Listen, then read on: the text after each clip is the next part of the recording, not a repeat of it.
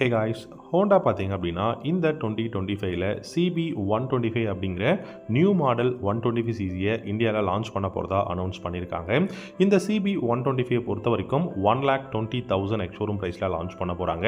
என்ன கான்ஃபிகரேஷனில் லான்ச் பண்ண போகிறாங்க, எப்போ லான்ச் பண்ண போகிறாங்க அப்படிங்கிறத டீட்டெயிலாக நம்ம பார்க்கலாம். இந்த வீடியோக்கு ஒரு லைக் பண்ணிவிட்டு நம்ம சேனலை தயவு செஞ்சு சப்ஸ்கிரைப் பண்ணிக்கோங்க. ஹோண்டாவை பொறுத்த வரைக்கும் பார்த்தீங்கன்னா ரொம்பவே பெஸ்ட்டான விஷயம் என்னென்னா, நல்ல அஃபோர்டபுள் ப்ரைஸில் சூப்பரான பைக்ஸை வந்து இந்தியாவில் வந்து கொடுத்துட்ருக்காங்க. அந்த வகையில் சிபி மாடல்ஸ் நம்ம எல்லாருக்கும் தெரியும். CB350, CB300ன்னு சொல்லிட்டு பெஸ்ட்டான பைக் எல்லாமே இந்த வேர்ல்டில் இருக்குது. பட் இந்தியா அப்படின்னு வரும்போது பார்த்தீங்கன்னா ப்ரைஸ் கன்சர்ன் பண்ணுவாங்க, பில்டு குவாலிட்டி நம்ம வந்து யோசிக்கணும், அண்ட் அதில் ஏதாவது கான்ஃபிகரேஷன் சேஞ்சஸ் இருக்கா நம்ம யோசிக்கணும். பட் இந்த டைம் பார்த்தீங்கன்னா சிபி மாடலில் நமக்கு நேக்கட் ஸ்ட்ரீட் ஃபைட்டராக 125 சிசியில் வந்து லான்ச் பண்ண போகிறாங்க. இந்த CB125 பொறுத்த வரைக்கும் பார்த்தீங்கன்னா 1,20,000 எக்ஸ்ஷோரூம் ப்ரைஸில் பேஸ் மாடலை நம்ம எதிர்பார்க்கலாம் அப்படிங்கிற மாதிரி தான் சொல்லியிருக்காங்க. ஸோ ஹோண்டா இப்போ ரீசெண்டாக பார்த்தீங்கன்னா ரெபல் 500 லான்ச் பண்ணியிருந்தாங்க, க்ரூசர் மாடல். ஸோ இந்த பைக்கை பொறுத்த வரைக்கும் உங்களுக்கு ப்ரைஸ் அப்படிங்கிறது 5,15,000 இருந்தாலும் அதோட கான்ஃபிகரேஷன்ஸ், இன்ஜின் ஸ்பெசிஃபிகேஷன்லாம் பார்க்கும்போது இப்போ வரப்போகிற CB125 மாடலும் நல்ல கான்ஃபிகரேஷனில் பெஸ்ட்டான ப்ரைஸில் லான்ச் பண்ணுவாங்க அப்படின்னு நம்ம சொல்லலாம். ஏன்னா குளோபல் மார்க்கெட்டில் இருக்கக்கூடிய அதே ரெபல் 500 தான் இந்தியாவிலையும் லான்ச் பண்ணியிருந்தாங்க. ஸோ அப்படி பார்க்கும்போது எந்த காம்ப்ரமைஸும் இல்லை அப்படிங்கிற ஒரு நம்பிக்கை நமக்கு வருது. ஸோ அப்படி இந்த CB125 நீங்கள் பார்த்தீங்க அப்படின்னா டெஃபினட்டாக 124.1 சிசி சிங்கிள் சிலிண்டர் ஏர் கூல்டு இன்ஜின் தான் வந்து கொடுக்க போகிறாங்க. இந்த இன்ஜின் ப்ரொடியூஸ் பண்ணக்கூடிய பவர் அப்படின்னு பார்த்தீங்கன்னா 13 ஹார்ஸ் பவரும் 12.7 நியூட்டன் டார்க்கும் வந்து ப்ரொடியூஸ் பண்ண முடியும்.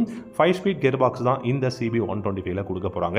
ஸோ 5 ஸ்பீட் கியர் பாக்ஸ் அப்படிங்கும்போது டெஃபினட்டாக நமக்கு மைலேஜ் அப்படிங்கிறது 50 km/h மைலேஜ் வந்து தாராளமாக கிடைக்கும்.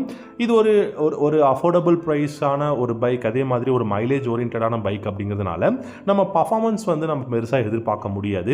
மோஸ்ட்லி சிட்டியில் அண்ட் டிராஃபிக்கில் ஓட்டுறதுக்கு ரொம்ப ரொம்ப கம்ஃபர்டபுளாக இருக்கும்.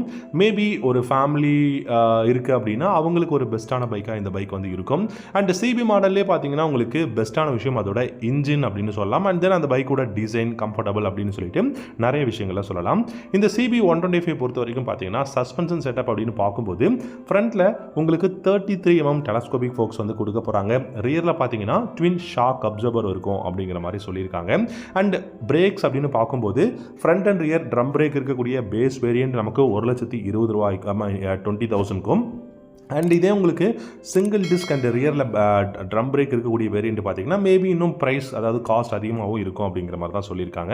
ஸோ நமக்கு டிஸ்க் பிரேக்கில் ஒரு வேரியண்ட் வந்து பார்த்தீங்கன்னா CB125ல வரப்போகுது. அண்ட் இப்போ பார்க்கும்போது நமக்கு இந்த பைக்கோட கான்ஃபிகரேஷன் ஓரளவுக்கு நல்லா இருக்குது.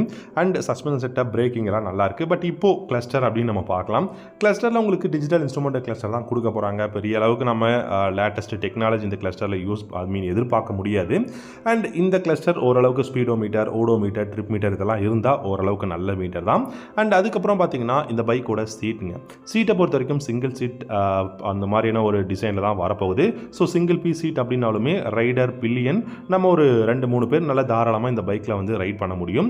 அது மட்டும் இல்லாமல் இந்த பைக்கோட அந்த கிராப் ரெயில்ஸ், அதுக்கப்புறம் ஃபுட் ரெஸ்ட், சாரி கார்டு, இது மாதிரி எல்லாமே வந்து கான்ஃபிகரேஷன் ஆக்சசரிஸ் எல்லாமே பெஸ்ட் இன் தி கிளாஸாக தான் கொடுக்க போகிறாங்க.